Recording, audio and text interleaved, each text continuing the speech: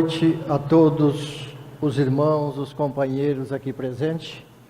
Para nós é uma satisfação enorme nos encontrarmos dentre vós, sempre buscando no Mestre Jesus a influência positiva para as nossas atividades doutrinárias referentes ao Evangelho de Jesus. Trazemos o abraço fraterno dos companheiros do Grupo Espírita Recanto de Paz de Ipiguá. Moramos em Rio Preto, mas dirigimos a instituição lá há 23 anos, desde a sua fundação. Que Deus nos permita, nesta noite, aprendermos juntos um pouquinho mais dos ensinamentos que o Mestre Jesus nos legou. Nós vamos trabalhar alguns itens da carta de Paulo aos Filipenses, a carta 3, em que o título da carta a que Paulo se refere aos Filipenses chama-se Prossigo ao Alvo.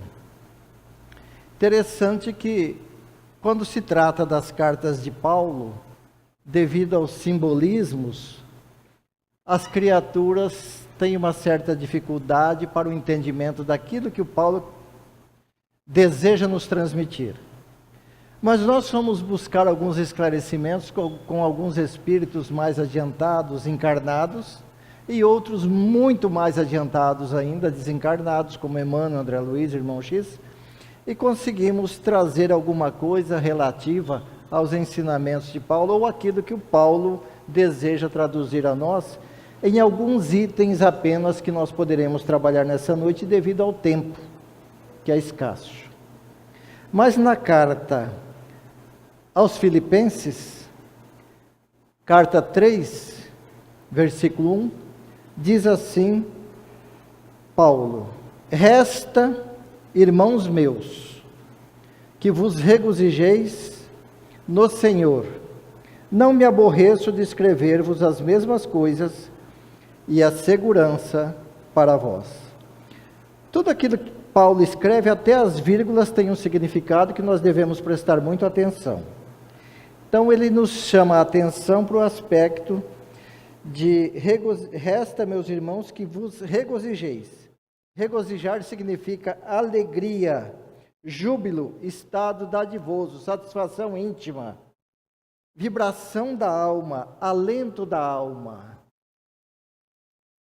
E ele diz assim: regozijeis no Senhor. A questão de se regozijar no Senhor é interessante pelo aspecto de nós entendermos, é uma passagem relativa a João Evangelista, quando na ilha de Pátimos, e nós já tratamos desse assunto aqui, ele é convocado a ir à ilha de Pátimos, e lá ele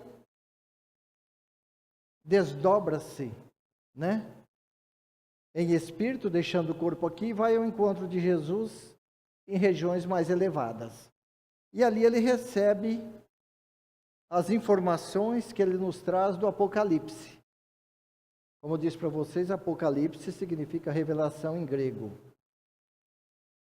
E o João Evangelista, neste momento, então magnetiza-se, ele traz esse magnetismo todo incorporado naquela região, que são os ensinamentos de Jesus, e aqui, ao chegar até aqui, ele nos passou aquilo que foi possível.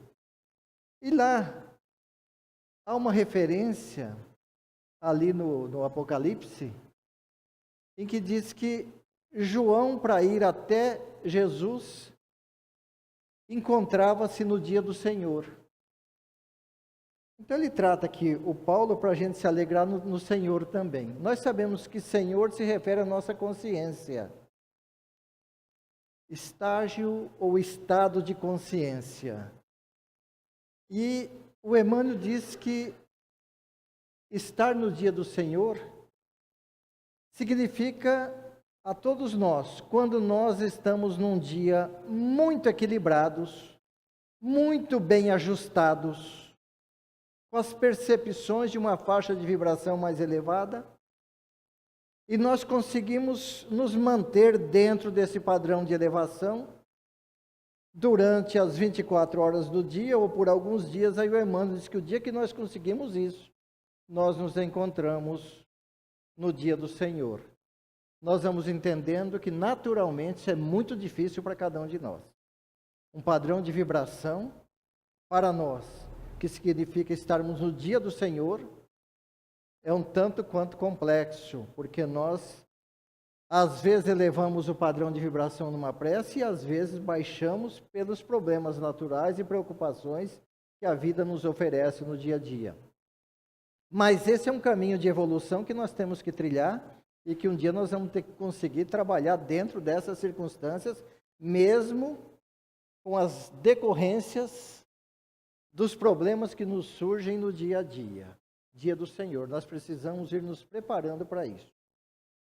Ele comenta também a questão de que Senhor é conjunto de lei no plano consciencial, concepção de vida, Deus em nós, quer dizer, Deus interiorizado em nós, né? Para que nós possamos prosseguir no nosso trabalho. Então, a carta de Paulo, neste versículo 1, a carta 3, refere-se aí. Então, Paulo, né, que é um hábil educador, né, repete novamente, é aquele que ilustra sempre. Então, ele, em várias circunstâncias, em várias cartas, ele repete as mesmas circunstâncias, as mesmas informações, o mesmo material doutrinário. Porque, como ele diz, é necessário e é segurança para nós. Nós vamos encontrar o mesmo em Emmanuel. Uma certa repetitividade de ensinamentos, porque é necessário que nós entendamos e compreendamos aquilo. E no Evangelho segundo o Espiritismo também. Porque é um campo educacional que nós temos que trilhar. Nós vamos encontrar em Paulo, aos Filipenses 3:2, a seguinte colocação: acautelai-vos dos cães, acautelai-vos dos maus obreiros. O que pode significar isso? Acho que o pessoal, às vezes, vão ler as cartas de Paulo e recuam com esse tipo de colocação do Paulo. Acautelai-vos dos cães. É sinônimo, acautelar é sinônimo de guardar, de guardar-se, né? Vigiar é sinônimo de orar também. Saber a sua tarefa, ter responsabilidade quanto à sua tarefa, né? A criatura que se vigia, que se observa, que se acautela, né? Que toma devidos cuidados em todos os momentos que se faz necessário, né? Age em conformidade com o grau de evolução dos outros.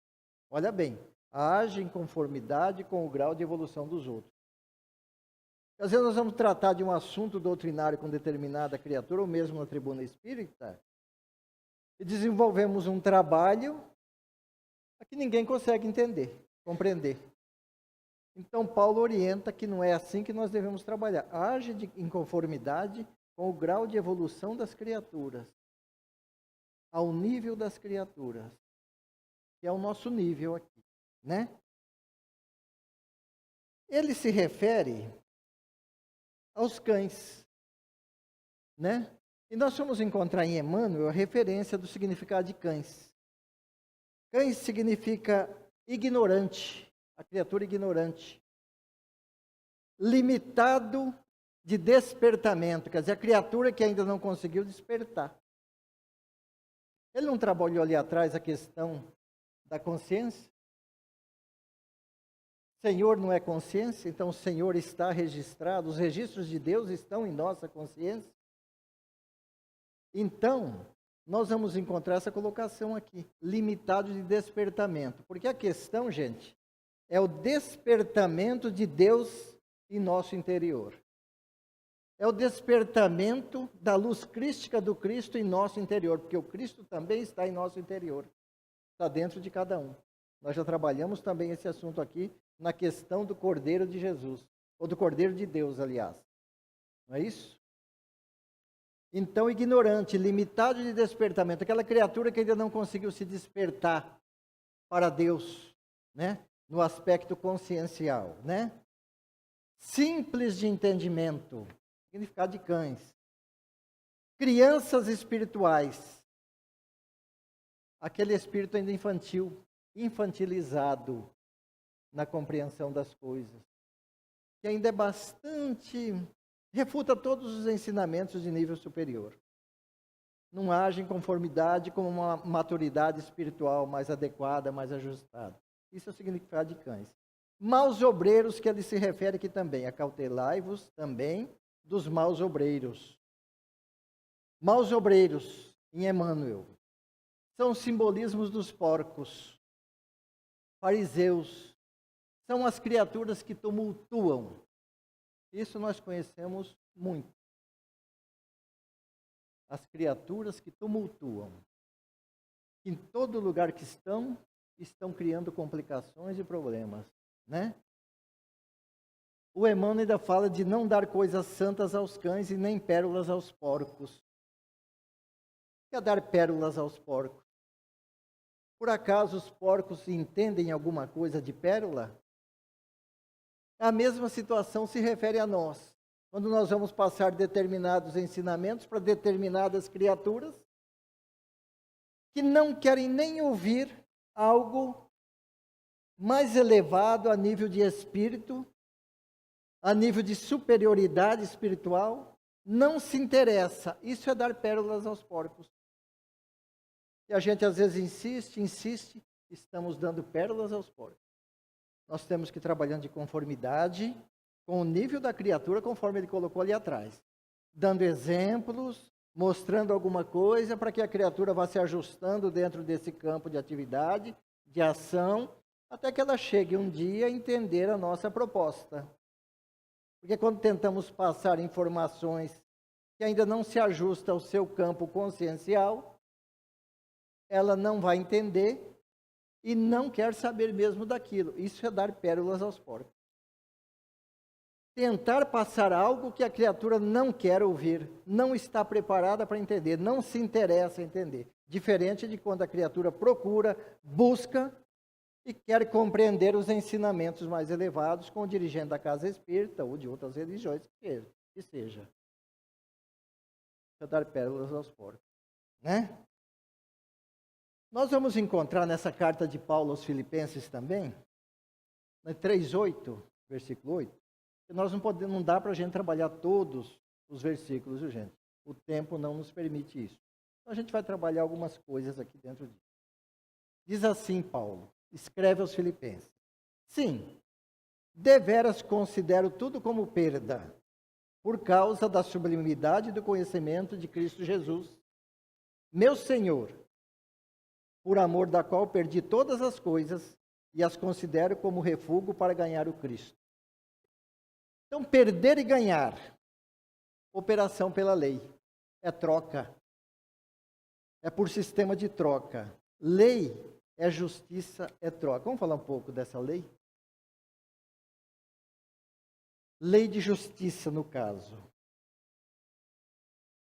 A lei de justiça, para nós, é uma coisa interessante. Poucos a entendem. Eu pergunto para vocês, nos planos espirituais, lá dos espíritos puros mais adiantados, ainda funciona essa lei de justiça? É claro que não. Isso é para o nosso nível de evolução. Porque ela é troca. Lei de troca ainda. Me dá isso que eu ganho aquilo? Ou nesta encarnação eu venho com essa necessidade de sofrimento nessa área porque eu tenho um débito lá de trás. Não deixa de ser uma lei de troca. Estou trocando aquele mal que eu pratiquei, aquele desajuste lá de trás, por um trabalho no bem agora para que eu possa me livrar daquilo e crescer. Deu para entender mais ou menos o que é a lei de troca? Como é que funciona a lei de justiça? E para os planos espirituais mais adiantados, não tenha a finalidade que tem para os nossos dias, para o nosso dentro do processo de evolução que nós nos encontramos. Porque lá os espíritos não têm os débitos e os compromissos que nós ainda estamos vinculados aqui na Terra. Correto, gente? Então, as cartas de Paulo, elas têm um simbolismo assim, um tanto quanto complexo, mas vocês estão percebendo que quando a gente busca lá em Emmanuel, entendê-la, como que é simples, mas também profundo. Nós vamos trabalhar alguma coisa na lousa daqui a pouco. Porque ela abre um leque enorme de oportunidades de aprendizado para nós. Nós vamos trabalhar essa questão de lei de justiça aqui, nós vamos um ano estudando isso aqui, dentro dessa proposta de Paulo. Tem uma profundidade enorme. Nós vamos aqui dando uma pincelada a nível de entendimento, mais resumido para todos nós, né? Também ele fala da questão, né? Então ele comenta aqui que amor é comunhão, não é troca. Olha a diferença, né? Lei e justiça é troca, amor não é troca, é comunhão. É diferente. Perceberam? O amor cobre a multidão de pecados. Então não é troca. Ele fala também aqui, as considero como refúgio para ganhar o Cristo. Significado de refúgio, né? Em Emmanuel, refúgio, tudo que se viveu na lei é adubo. A gente fala assim, nossa, eu fiz tanta bobagem nessa encarnação aí atrás, hoje eu não faria aquilo de jeito nenhum. Claro que nós não faríamos. Mas isso aqui é o adubo. Porque mesmo dentro daquela experiência negativa, Deus aproveita aquilo que a gente fez sem ter uma noção do que estava fazendo, porque hoje nós temos, e por isso não fazemos de novo. Aquelas experiências que nós podemos tirar daqueles atos que nos prejudicam, que nos atrapalham nos dias de hoje, como experiência para o nosso crescimento espiritual. É nesse sentido. Deus aproveita tudo. Então isso é como se fosse, o Paulo se refere a uma questão de refúgio, como adubo. As experiências negativas e positivas lá de trás é como um adubo no nosso processo de evolução. Nós vamos trabalhar um pouco disso daqui a pouco. Adubo. Vamos crescendo, né? Produto final, essência de alimento digerido, porque isso está interiorizado em nós. Experiência vivenciada negativa ou positivamente é adubo, é a essência do que se viveu e ficou impregnado em nós. Tudo fica impregnado. O Emmanuel faz um comentário interessante, né? Que nós gravitamos em torno do campo vibracional que nós criamos.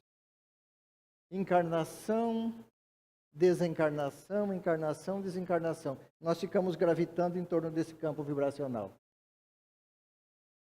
Dentro daquilo que nós criamos mentalmente. Como eu disse para vocês uma vez, a mente não cria, viu, gente? O Emmanuel é que fala isso. Tem muita gente que se engana. Isso é criação mental de fulano. Gente, a mente não cria. A mente é um repositório interessante. Ela capta e ela emite. Mas não cria. Criação fica mais a nível do pensamento. Entenderam? É um campo magnético a nossa mente. Que capta e... Por isso que o Paulo, naquela referência, diz assim, não sou eu mais quem vivo, mas o Cristo que vive em mim. O Paulo capta a luz crística do Cristo. E o Emmanuel diz no livro Pensamento e Vida, se não me engano, no primeiro ou terceiro capítulo, acho que é o primeiro, que a mente é o espelho da alma. Aí nós vamos entender o que o Paulo quis dizer. A mente capta do Paulo o espelho crístico, a luz crística do Cristo, e como um espelho retransmite àqueles que vêm na retaguarda do entendimento e da compreensão os seus ensinamentos e a sua vibração. E esse é o caminho de cada um de nós. Não sou eu mais quem vivo, mas o Cristo que vive em mim. Mas o Paulo perdeu a personalidade dele? Não. O Cristo é que passa. Então, a vivência crística dentro dele, por essa luz refletida do Cristo, e ele em direção a nós que estamos aqui na caminhada evolutiva, né? Vamos encontrar também no 3,4, no 3,9, a seguinte colocação: justiça própria, que procede de lei, senão a que é mediante a fé em Cristo, a justiça que procede de Deus, baseada na fé. Justiça que vem da lei. A lei de Deus como justiça é uma interpretação humana. É aquilo que eu comentei agora há pouco. A lei de Deus como justiça é uma interpretação humana. Porque, em essência, a lei de Deus é amor. Mas nós interpretamos a nível de justiça. Correto? Ela promove, ela engrandece. A lei nos induz a buscar sempre o melhor. A lei de Deus. A lei contraria a nossa ilusão e nós achamos ruim. Não é verdade? Mas, puxa vida, a vida é tão boa. O gostoso é aquilo que é errado. Porque nós estamos num mundo de captação de ilusões ainda. De vivências ilusórias. Em todas as áreas. E ainda não nos acostumamos, não nos ajustamos com essa lei de Deus que é algo um tanto quanto superior. Porque quem já se ajustou não quer mais voltar no nosso nível de vibração, na nossa faixa evolutiva. Esses já não querem voltar mais. Correto? Então é por aí, né? Justiça que vem de Deus pela fé. É o divino sendo revelado em nós. Então, a justiça que vem de Deus pela fé. Olha bem, a justiça de Deus vem pela fé. Não pelos compromissos, pelos débitos ou crédito que nós estamos trabalhando agora. A dele é pela fé. É um outro nível de ensinamento e de vibração. Não cuideis que vim destruir a lei, ou os profetas. Não vim derrogar a lei, mas cumprir. Quem derroga a lei somos nós. Jesus e Deus não derroga a lei. Isso é nosso, né? Jesus veio vivenciar a lei, mostrando que é possível. Lei única é amor. Então, há alguém que vivenciou a lei melhor do que Jesus? Não tem. É por isso que Jesus veio, para nos ensinar a vivenciarmos esta lei.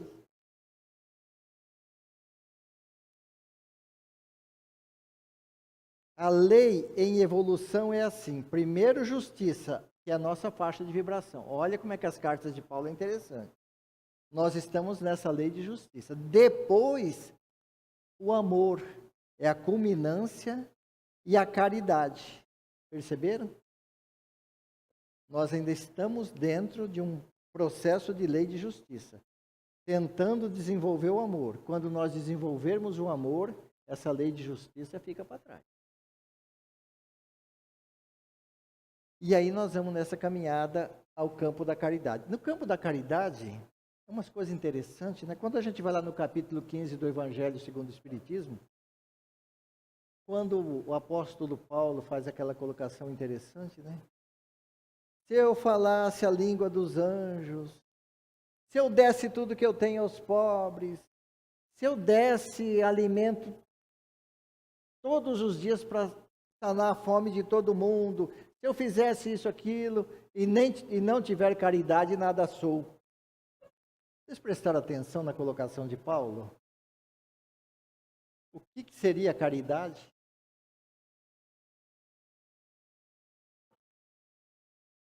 O Emmanuel ensina para nós que a caridade é o amor na sua expansão maior. O amor, a caridade é o amor na sua expansão maior. Entenderam? Por isso que nós temos que tomar cuidado com algumas coisas. Nós falamos assim, olha, eu estou há 60 anos aplicando passe no centro espírita. Eu estou fazendo caridade há 60 anos. Às vezes não. Às vezes não. Sabe por quê? Nas encarnações passadas, eu dei tapa na cara dos outros 60, 70, 80 anos. Agora eu estou compensando, aplicando passe, impondo minhas mãos para ajudar na cura e na libertação dos irmãos obsidiados. Estou compensando só. Porque a caridade, como disse para vocês, é algo acima. Diz o Paulo, é que ensina para nós. É algo mais elevado.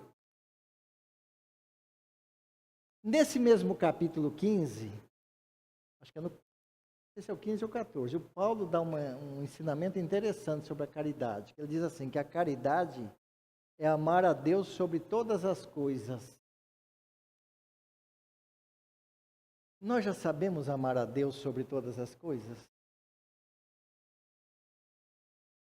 Nós amamos a nossa casa, o nosso programa de televisão, amamos a nossa empresa, a nossa loja, o nosso carro. Experimenta alguém lá e encostar meio forte no nosso carro para ver como é que nós vamos reagir. Ou alguém riscar o nosso carro para ver a nossa reação. O amor que nós temos por aquele aspecto material. Mas quando trata-se de amar a Deus, nós pouco nos lembramos dele. Eu vou dar uma recomendação para vocês. Peguem o capítulo 8, chama o Bom Ânimo, quando Jesus dá uma aula para o apóstolo Bartolomeu sobre amor a Deus. Bartolomeu havia perdido a mãe, que havia desencarnado há poucos dias, estava triste, aborrecido, e foi ter uma conversa com Jesus. Mas Jesus, no livro Boa Nova, Jesus dá-lhe uma aula impressionante, mostrando como se ama a Deus, que é o que nós precisamos aprender. Entenderam?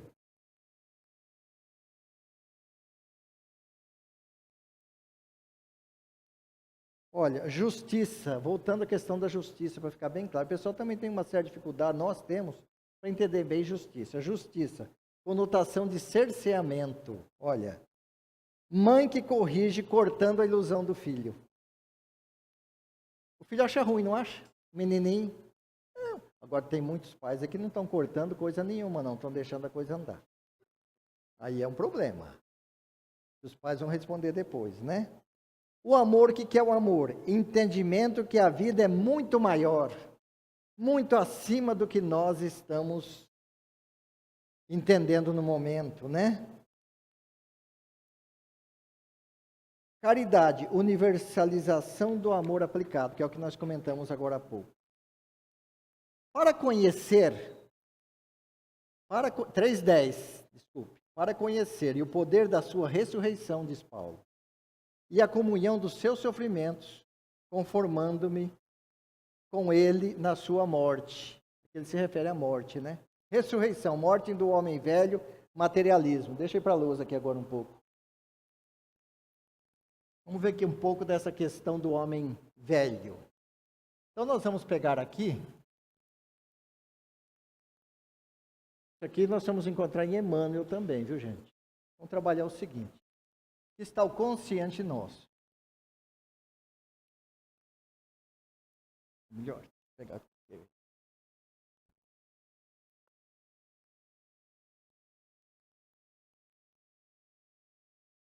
Errado. Consciente. Aqui está o inconsciente.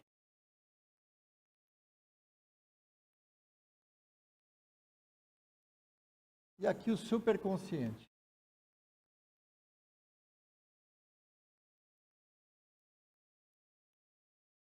Não é letra de professor, não, então vocês não reparem, não, viu, gente? O que acontece aqui? É Emmanuel. Nós temos um processo de vivência que nós trabalhamos lá no começo de Paulo, aqui, ó, com fluxos aqui, ó,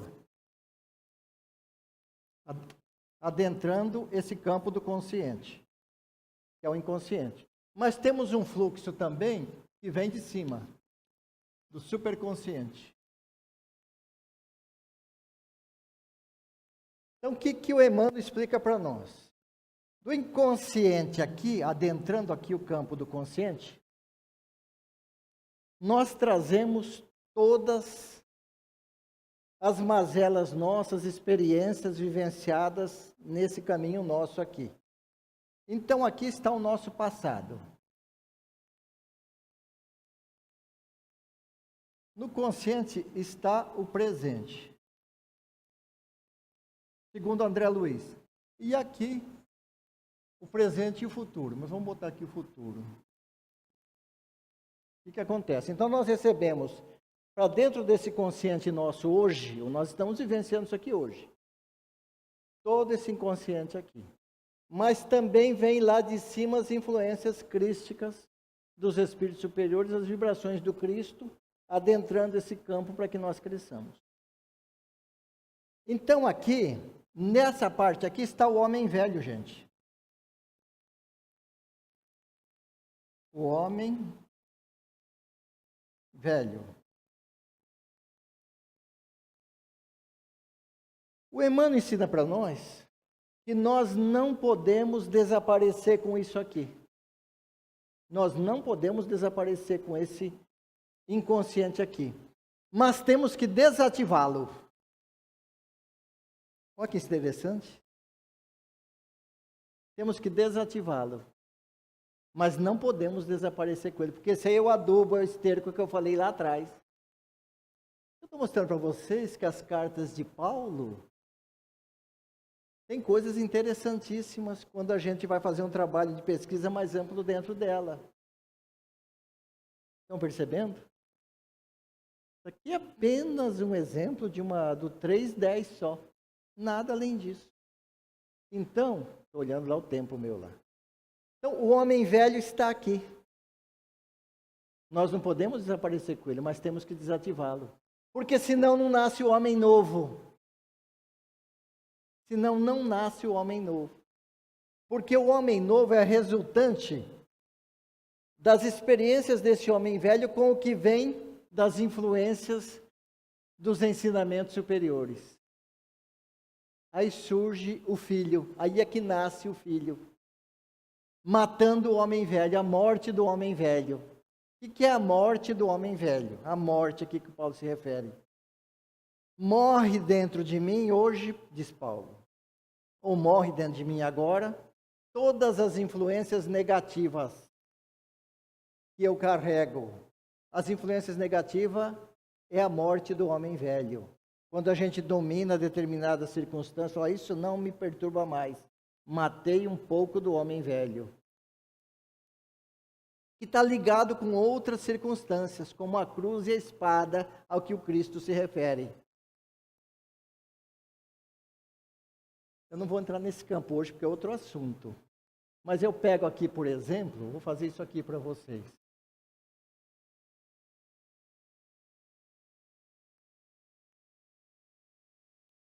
Melhor isso aqui, dá licença. Aqui, um pouquinho aqui. Entendeu? 2 braços, bom, uma cruz aqui, pronto. Está vendo? Isso aqui é uma cruz? Qual a diferença disso aí com uma espada? A espada não tem a semelhança da cruz? Perceberam? Jesus trabalha esse assunto, porque o Emmanuel fala disso. E tem um ensinamento extraordinário dentro disso aqui, ó.